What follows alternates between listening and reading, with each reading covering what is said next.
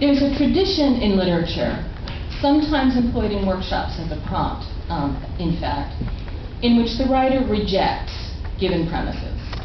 Bishop, Millay, Donne, many writers have successfully tried this. And it seemed fitting somehow to employ that tactic in an introduction for Pablo Tanguay, a rebel of the first order.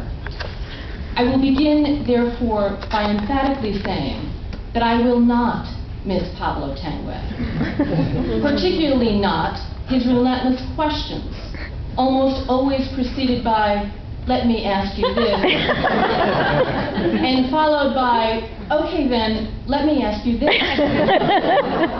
I will not miss his characteristic response to the answers to many of those questions, "Right on," which I hear spelled W-R-I-T-E.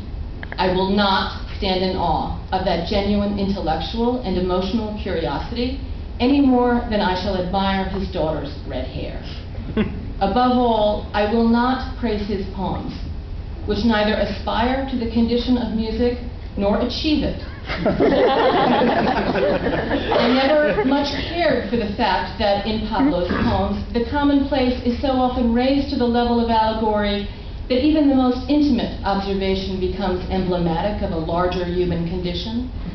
I don't think much of his poems' muscular sentences, their pacing, their humor, their inventiveness, nor ultimately will I fret about losing one of our better MFA citizens. What use is he with his liberal points of view, his egalitarian spirit, and his gratitude attitude? What use his righteous anger, his generosity, compassion, humility, and his willingness to make an utter fool of himself just to lighten things up, as I'm going to do right now? Professor Michelle Herman, let me ask you this. Who'll go down in MFA history as one of our least memorable all-around grad students, journal editors, male-type people? Pablo Tanguay. Right on. And Brock, my brother, let me ask you this. Who will we be glad to not have to share our coffee and donuts with? Pablo Tanguay. Good man. Mr. Donald Ray Pollock, let me ask you this. Who will we not miss seeing at every public reading we give around the state of Ohio?